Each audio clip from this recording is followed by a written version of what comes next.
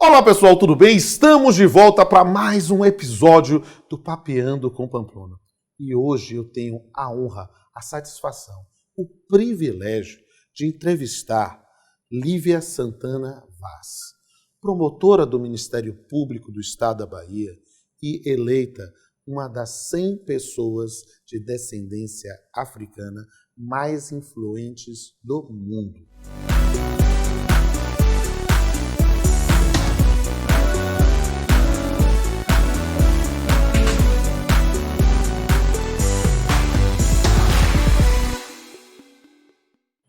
Meus amigos e minhas amigas, eu vou falar hoje sobre um tema extremamente sensível: racismo religioso.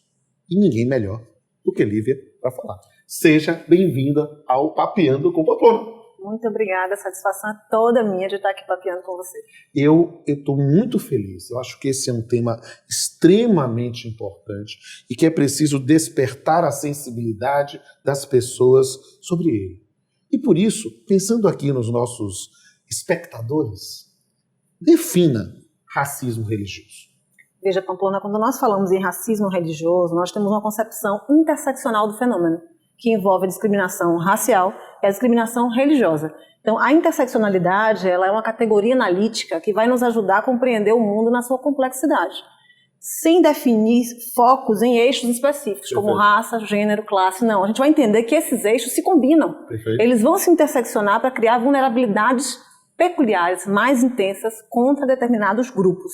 E aqui nós falamos de racismo religioso. Então, quando nós dizemos intolerância religiosa, nós temos um grande guarda-chuva, né, que são atos de ódio, discriminação, preconceito, que podem atingir qualquer religiosidade. Certo. Mas quando nós falamos, no Brasil especificamente, em racismo religioso, isso está associado à origem africana e negra das religiões de matriz africana. Perfeito. Portanto, é um fenômeno bem específico. Aí eu queria, mesmo sendo um fenômeno muito específico, há referência sobre o tema em outros países do mundo, no direito estrangeiro? Queria entender mais isso. Há referências não necessariamente com essa nomenclatura racismo religioso. Mas, historicamente, os instrumentos internacionais de proteção dos direitos humanos têm uma preocupação com a liberdade religiosa. Mais recentemente, essa preocupação tem se focado em minorias religiosas. Aí eu posso dar um exemplo da Convenção Quadro de Proteção das Minorias Religiosas do Conselho Europeu, né? Do Conselho da União Europeia, e também a recente, de 2013, Convenção Interamericana de Combate à Discriminação e a todo tipo de intolerância. Então, há, inclusive, nesse instrumento, uma preocupação específica com determinadas minorias religiosas. E aí a gente tem o fenômeno do racismo religioso. Tem uma preocupação com o antissemitismo, uma preocupação com a islamofobia e com o preconceito e discriminação contra religiões de matriz africana. Então, os países que assinam esses tratados, convenções, absorvem no seu ordenamento jurídico, né, essa proteção específica e acabam gerando, sim, precedentes. Agora, sem essa nomenclatura específica do racismo religioso e ainda, eu diria, no Brasil, muito aquém do que nós necessitamos para garantir igual liberdade religiosa. Não é uma questão mais apenas de garantir direitos, mas de qualificar esses direitos com a igualdade. Perfeito. E eu queria entender também quais são os referenciais históricos sobre esse tema, seja no Brasil, seja no mundo, porque a compreensão histórica, na verdade, compreender o nosso passado faz com que possamos abrir os horizontes para o futuro. Acho muito importante você trazer essa pergunta, Pamplona, porque as pessoas não conhecem a nossa história relacionada ao racismo. Sim. Nós, nas faculdades de Direito, não estudamos a legislação racista e seletivamente racial que tivemos ao longo da história. Então, a gente tem uma evolução, por exemplo, da legislação racista, que trouxe, sim, às vezes perguntam, há apartheid racial no Brasil? Sim, sempre houve. E a legislação, o aparato policial, né, burocrata do Estado brasileiro promoveu isso, participou disso. Hoje nós temos uma girada de chave para uma promoção da igualdade racial e também religiosa, mas ainda pouco aplicada pelo nosso poder judiciário, pelo nosso sistema de justiça, que é formado por homens brancos, cis, heterossexuais e cristãos. Portanto, não tem aplicado esse direito à igual liberdade religiosa como deveria. Mas eu queria trazer alguns fatos históricos para a gente fazer uma linha do tempo e lembrar por que eu estou falando em racismo religioso. Se a gente falar nas ordenações filipinas, antes mesmo do Brasil ter ordem jurídica própria, o livro 5º trazia lá os crimes, né? E havia o crime de feitiçaria, cuja pena podia ser, inclusive, a pena capital, pena de morte. Quem eram as pessoas feiticeiras nesse contexto? As pessoas negras que trouxeram de África os seus rituais e práticas religiosas. Então, os livros da Inquisição nos permitem identificar várias pessoas africanas que foram processadas por conta de sua religiosidade. Né? No Brasil, nós tivemos, em 1832, um decreto que obrigava todas as pessoas escravizadas a se converterem à religião católica, que era a religião oficial do Estado. Né? Os nossos códigos criminais também perseguiam o espiritismo, o curandeirismo, o charlatanismo até os dias de hoje, que são práticas religiosas historicamente atribuídas a religiões de matriz africana. Se eu for lembrar aqui um passado mais recente, é interessante recordar que nós tivemos o princípio do Estado laico, a laicidade do Estado, garantida constitucionalmente apenas em 1891, a Constituição Republicana. Exatamente. Após essa Constituição, em 1912, tem um fato histórico pouco conhecido, que precisa ser rememorado, que foi a Operação Xangô, ou o Quebra em Alagoas. Foi uma disputa política, né, o então governador, líder político da região, estava há muito tempo no poder, estava prestes a eleger o seu sucessor. Então surgiu o pretexto religioso para poder afastá-lo, que foi o pretexto de que ele tinha pacto com Xangô. Xangô era a forma como se denominavam as religiões de matriz africana em Alagoas. O que aconteceu do dia 1º para 2 de fevereiro de 1912 foi um completo quebra de todos os terreiros localizados na capital alagoana. E a gente tem, nessas manifestações do racismo religioso, inclusive aqui em Salvador, diversas referências. Não consigo esquecer aquela situação terrível do artista Juarez Paraíso em relação às obras no antigo Cine Arte, quando se tornou uma igreja, e a destruição disso, ou a própria noção dos orixás no Dique do Tororó, entre outras manifestações.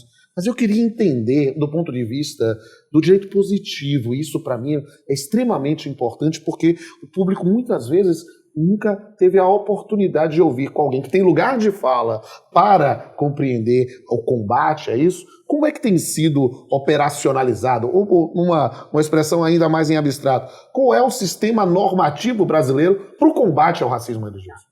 Antes de responder isso, só para a gente lembrar Salvador, você está falando de Salvador. Claro. Há pessoas que dizem, Salvador é o berço do candomblé, né? A cidade mais negra fora da África. Não existe racismo em Salvador, existe. Como existe? Né? Se nós formos pensar a representatividade negra nos espaços de poder e decisão, inclusive na academia, nós percebemos que o racismo é explícito aqui, intenso. Né?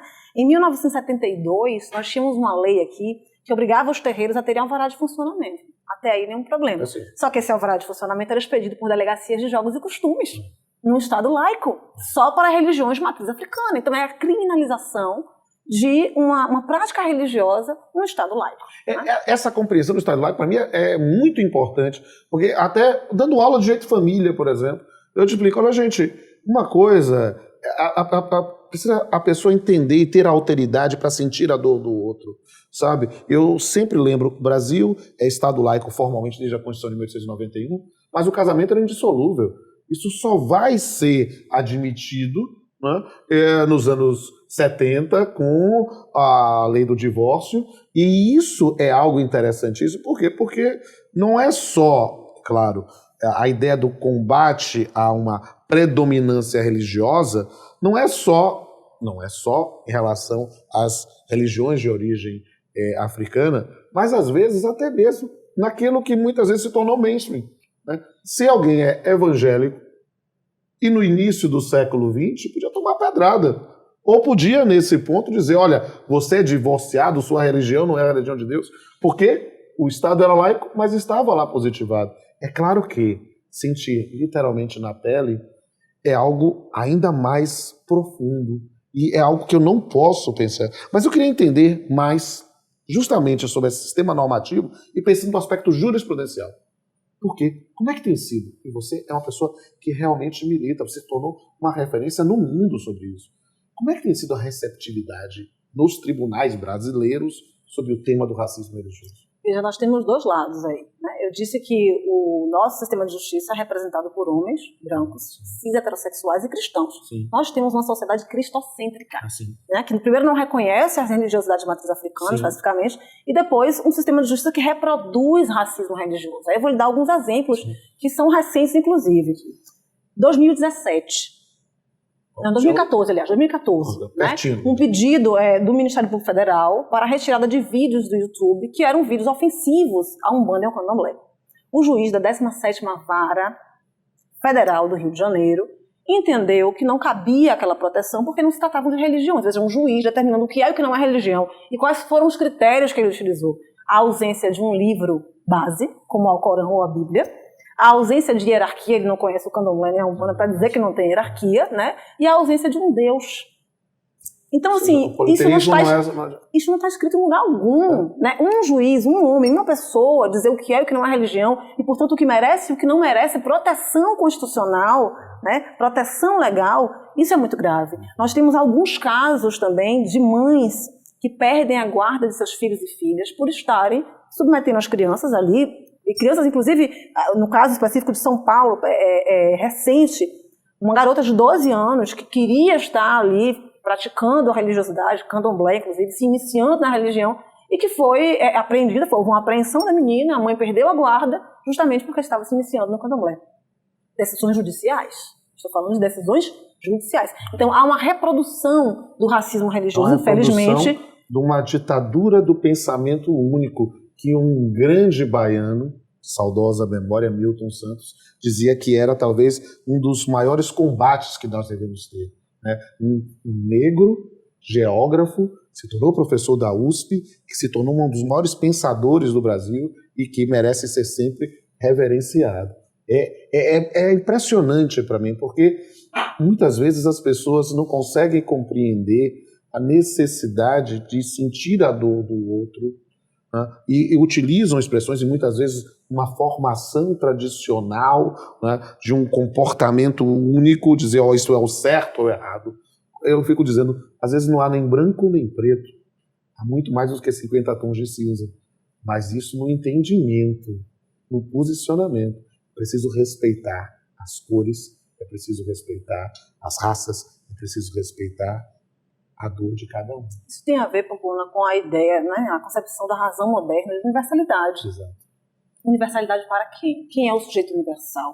Você pega um padrão, né, que centraliza determinados corpos e homogeneiza as pessoas. Exato. Então você não consegue enxergar essas pessoas como policentros de humanidade.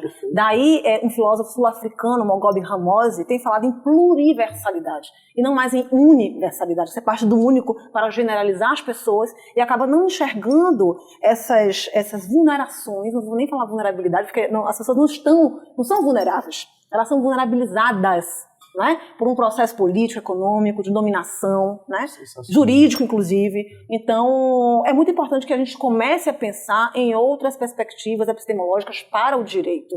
Eu tenho falado muito na cosmovisão africana, quando você falou no respeito, eu tenho falado muito em empatia. Como é que um poder judiciário representado por, né, esse padrão do que aglutina privilégios, que é o homem branco no Brasil, pode julgar sem exercer empatia, sem tentar se colocar no lugar dessa outra pessoa, desse outro corpo, que sente a dor que ele não sente? Exato. Minimamente empatia ele tem que ter.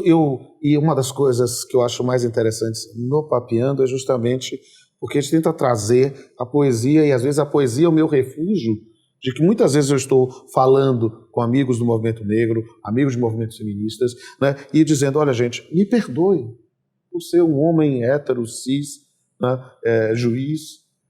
Às vezes eu reproduzo ou posso reproduzir inconscientemente modelos que recebi lá atrás, mas o que eu posso lhe dizer é que eu não vou assumir um lugar de fala que não é meu, mas eu estou aqui como um ombro amigo para ter empatia e poder lutarmos juntos numa sociedade. Acho que a escuta é fundamental, né? Eu sou uma mulher negra nordestina, mas ainda assim eu posso ter pontos de visão que eu não enxergo do meu lugar, do meu ponto de vista, da minha perspectiva de mulher negra. Então eu preciso escutar. Perfeito. Nós esquecemos muitas vezes, nós juízes, juízas, promotores, somos servidores públicos, exato, servidoras públicas. Como é que você serve um público sem escutar as demandas que vêm desse público, sabe? E eu queria, para fazer uma pergunta final aqui desse primeiro bloco do nosso programa, eu quero, pensando para o cidadão, para a cidadã, que está nos vendo.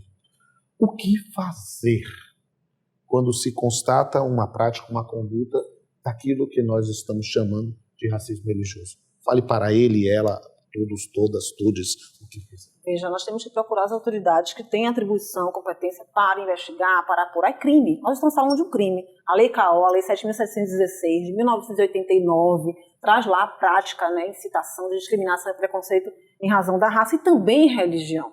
Então, a gente tem um crime envolvido. Agora, a minha preocupação é quando a gente fala racismo é crime, ponto.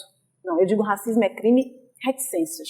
Porque a gente não pode achar que o direito penal é a instância mais eficiente para proteger os direitos de grupos vulnerabilizados. Não é. Porque ele vai nas costas desses grupos vulnerabilizados, especialmente a população negra. A gente tem uma seletividade racial no sistema penal evidente. Então, procurar o Ministério Público, procurar a Delegacia de Polícia, a Defensoria Pública. Aqui na Bahia nós temos um aplicativo chamado Mapa do Racismo, que eu sou uma das autoras desse aplicativo pelo Ministério Público, já foi reconhecido pelo CNMP como prática ganhadora, inovadora, e agora concorre como finalista do Prêmio Novari. Então, é um aplicativo que qualquer pessoa que tem um smartphone pode denunciar atos de injúria racial, racismo e intolerância religiosa. Então, há canais, há mecanismos, mas eu acho muito importante também a articulação com movimentos sociais, que a pressão e o controle social do sistema de justiça é algo fundamental quando nós temos ainda um sistema de justiça com visões parciais de igualdade, visões parciais de liberdade. É sensacional, Lívia. E eu preciso dizer que não é somente a empatia, mas é também a participação. Uma das coisas que eu mais gosto aqui do Papeando é que não é só eu que tenho o privilégio de fazer perguntas. Tem uma plateia aqui que está ávida para fazer algumas perguntas sobre temas palpitantes ligados ao nosso tema. Daqui a pouco a gente volta. Olá, doutora, eu sou Rose. Doutora, eu gostaria de saber se práticas religiosas mutilantes que causam danos físicos devem ser combatidas? Rose, esse é um tema palpitante. Há uma discussão assim, acirrada a respeito desse assunto. Agora, eu entendo que práticas mutilantes e que gerem realmente danos físicos às pessoas, que violem a dignidade humana, devem ser combatidas. A minha preocupação em relação a isso é a partir de que perspectiva você enxerga uma prática como sendo uma prática que vai violar a integridade física de uma pessoa. Vou dar um exemplo. Aqui no Brasil nós temos casos de judicialização, né, para criminalizar mães ou pais que tenham submetido seus filhos ou filhas a uma prática religiosa, uma iniciação religiosa, porque há religiões de matriz africana que fazem uma pequena incisão no braço. Fica uma marca como uma marca de vacina, por exemplo. E aí há uma perseguição que nós percebemos que tem um viés de racismo religioso. Mas ninguém questiona, por exemplo, a circuncisão judaica. Entende? Que é a primeira coisa que a gente vai pensar numa situação de retirada do prepúcio. É imaginar, olha, por que um pode e outro não pode? Então é preciso realmente ponderar os interesses em questão e analisar se não há por trás disso uma prática de intolerância religiosa e ou de racismo religioso por trás. Essa é uma questão que precisa ser institucionalizada para compreender quais são esses limites. Porque existem ainda outras religiões que trabalham com tatuagens, religiões que outras... E aí dizer, o que é que pode e o que é que não pode? Talvez ter um consenso democrático habermasiano, uma compreensão mais ampla do que a sociedade quer ou que considera mutilante ou não, talvez seja um dos desafios desse Você sabe tema. que isso chama um outro tema que é o abate religioso de animais, que foi parar no STF, você perguntou de jurisprudência, e que o STF entendeu inconstitucional uma lei estadual do Rio Grande do Sul que proibia, considerava maus tratos aos animais o abate religioso realizado por religiões de matriz africana. De novo, aí o viés do racismo religioso. E aí, na ocasião, o professor Edio da Silva, que tem sido um grande defensor, um advogado paulista, tem sido um grande defensor dessas religiões junto ao STF, ele faz uma afirmação que eu acho muito interessante. Ele diz: a sociedade brasileira e o judiciário brasileiro estão mais preocupados com a galinha da macumba do que com um jovem negro assassinado a cada 23 minutos. Eu vi essa explicação oral, foi sensacional. Olá, doutora Lívia. Meu nome é Marcos Alan. Eu gostaria de saber se é aceitável a prática individual ou coletiva de manifestações religiosas em ambiente profissional. Marcos, essa pergunta é muito importante porque há uma linha tênue aí entre o exercício da sua liberdade religiosa e a ofensa a direitos de outras pessoas. Para mim, não se pode tolher de maneira tão contundente assim a liberdade individual, principalmente. Por óbvio que eu posso ir trabalhar com minhas contas de candomblé ou com meu crucifixo, não há nenhum problema nisso. Agora, quando nós colocamos essa situação no âmbito do serviço público, o questionamento é mais delicado, a linha é mais tênue ainda. Por quê? Porque todo servidor público pode sim ter a sua religiosidade, a sua crença, ele tem a mesma liberdade religiosa que qualquer outra pessoa.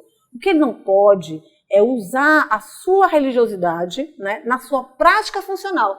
Para constranger o proselitismo. Né? Causando aí, trazendo privilégios a determinadas confissões religiosas e prejudicando outras confissões. Eu vou dar um exemplo. Em Guanambi, a gente teve um caso concreto, no qual o prefeito expediu um decreto determinando a entrega das chaves da cidade ao Altíssimo e expurgando outras entidades. Nós sabemos que entidades são essas. Então, esse tipo de prática que confunde a crença religiosa do indivíduo com a sua atuação funcional, especialmente no serviço público, viola o Estado laico e legitima atos de ódio religioso. Então, haja haver essa preocupação. Eu fico muito... Não há limites para a criatividade humana nesses aspectos. Não tem. É impressionante, né? Então, nós temos parlamentos, né, assembleias legislativas, o próprio Congresso Nacional tem ali o crucifixo, o STF entende que é possível. Eu acredito que, na minha opinião, isso não é possível. Eu acho que o Estado, sendo laico, ele tem que realmente ser solo fértil para qualquer religiosidade. E quando você traz o símbolo de uma única religião, você está lhe dizendo que aquela religião é bem-vinda, que ela está sendo endossada pelo Estado e as outras não. Então a gente tem práticas, por exemplo, de se iniciar as sessões legislativas rezando o Pai Nosso, né? Lendo a Bíblia. Então essas práticas acabam, infelizmente, legitimando o ódio contra minorias religiosas. Então, precisa haver esse cuidado. E é preciso compreender, e essa pergunta de Marcos é muito importante, compreender as diferenças entre o exercício individual, você quer fazer oração, com o seu grupo de oração, né? Ou quer fazer lá a sua leitura da Bíblia, ou do Alcorão, ou do Torá, ou das cartas de Ellen White, ou das cartas de Yogananda, Paramahansa Yogananda, o que quer que seja, você tem que ter liberdade para exercitar, mas não forçar quem não. Essa diferença é importante. Sabe por quê, Pamplona? A gente vê em muitos espaços, inclusive de serviço público, destinados à interreligiosidade, espaços ecumênicos. Quando você vai olhar, não tem nada de ecumênico no espaço. Porque são espaços, por exemplo, cheios de imagens de santos. E aí você não está, de fato, trazendo um espaço interreligioso. E saindo da ideia somente das matrizes... Sim, evangélicos não adoram imagens. Então não é que haver imagens. É preciso compreender que seja um espaço que seja aberto para a manifestação religiosa, mas pessoa, sem uma definição. Sem uma linha. Se você já coloca lá santos, você já está dizendo que aquilo ali é católico. Isso é complicado, sabe? Eu lembro quando eu fiz o Papeando com Carlos Aires de Brito e dizendo, olha, é preciso procurar a justa medida. O problema é que a justa medida não existe. A gente vai aprendendo pouco a pouco. A justa medida, às vezes, muitas vezes, aliás, em geral, depende de quem está julgando. Exatamente. Né? Então... Olá, doutora. Eu sou a Débora. Gostaria de saber como se pode compatibilizar práticas religiosas com tratamentos de saúde, notadamente quando envolver menores. Essa é uma pergunta muito importante e ela vai... trazer uma realidade mais voltada para testemunhas de Jeová, né? Que são pessoas que, de acordo com sua crença, não se submetem à transfusão de sangue, mesmo que essa transfusão de sangue seja a priori necessária para salvar sua vida, né? Então, eu tenho até um caso concreto interessante na Promotoria de Combate ao Racismo, porque alguns hospitais de Salvador estavam exigindo que os pacientes, antes de se submeterem a qualquer cirurgia, assinassem um termo de que, se necessário fosse, iriam se submeter à transfusão de sangue.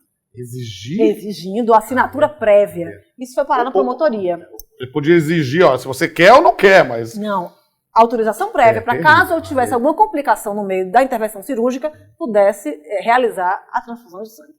Há procedimentos alternativos à transfusão de sangue. E é isso, não hemoterápicos. Exatamente. Que as testemunhas de Jeová têm solicitado aos hospitais. É mais complexo, sim, mais caro, mas é possível. Agora, o que é que a jurisprudência tem entendido? Se tratando de adultos, sim, vai prevalecer a autodeterminação dessa pessoa. Se submeter ou não à transfusão de sangue, como a qualquer tratamento médico. Sim. Mas no caso de crianças, tem-se entendido que deve-se salvar a vida da criança.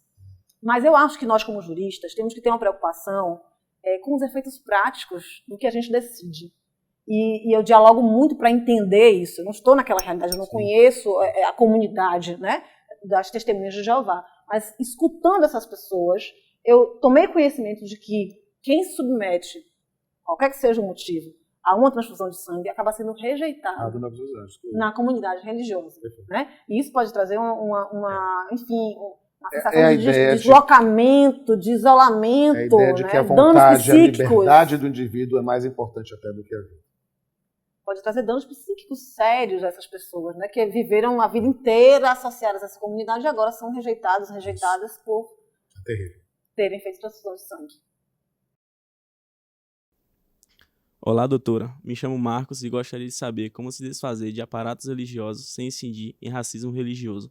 Há muitas formas, né, de você não possuir mais esses objetos sagrados, religiosos, para determinadas pessoas, maneiras muito mais dignas do que descartar ou destruir.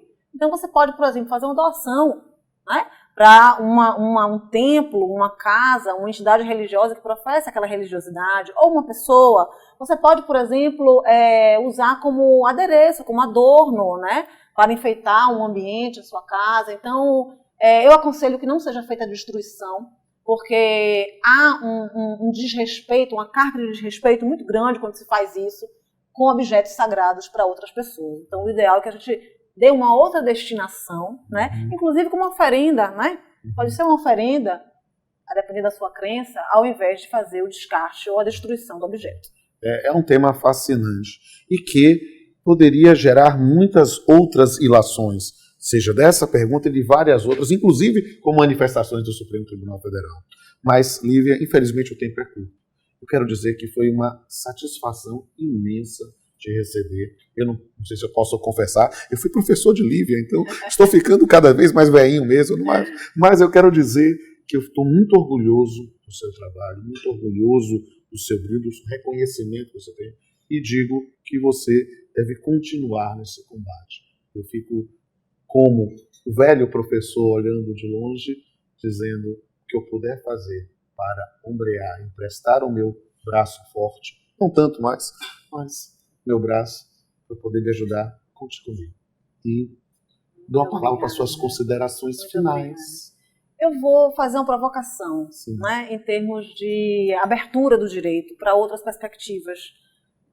O direito ainda tem muita soberba, ainda é uma área de extremo isolamento epistêmico. Então eu vou fazer perguntas aqui para gerar uma reflexão final, né? Por que nós seguimos exaltando uma deusa da mitologia grega, Temis, né, como representante da justiça, e não pensamos, por exemplo, em Oiá, que é o arquétipo da luta da mulher negra brasileira, né? Nós temos um panteão afro-ameríndio único no mundo inteiro. Nós apagamos esses saberes por um epistemicídio jurídico muito duro, né, muito duro e muito violento. Porque seguimos também adorando Hermes, mais uma vez mitologia grega, na hermenêutica jurídica, e não pensamos em Exu, o senhor da comunicação, da palavra, da circularidade, do dinamismo. Por que que nós pensamos num juiz Hércules, que precisa de um esforço hercúleo para conseguir proferir decisões justas e imparciais? Não pensamos na justiça de Xangô.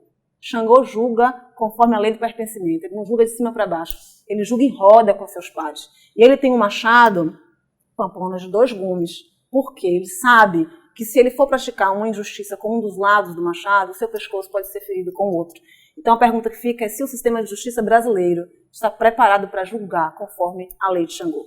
Eu acho que é um tema fascinante que eu pretendo aprofundar cada vez mais. Me permita, no arremate, fazer um brinde. Saúde. Saúde. Paz. E meus amigos e minhas amigas, vocês sabem que todo episódio do Papeando termina com um poema, né, que contextualiza a ideia da arte, o que a gente trabalhou essa noite, ou essa tarde, ou nesta vida. Só que esse poema hoje não será comigo.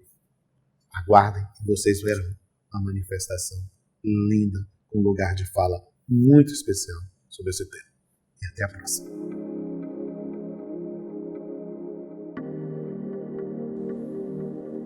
Olho no espelho e não me vejo. Não sou eu quem lá está. Senhores, onde estão os meus tambores? Onde estão os meus orixás? Onde, Olorum? Onde o meu modo de vida? Onde as minhas asas negras e belas?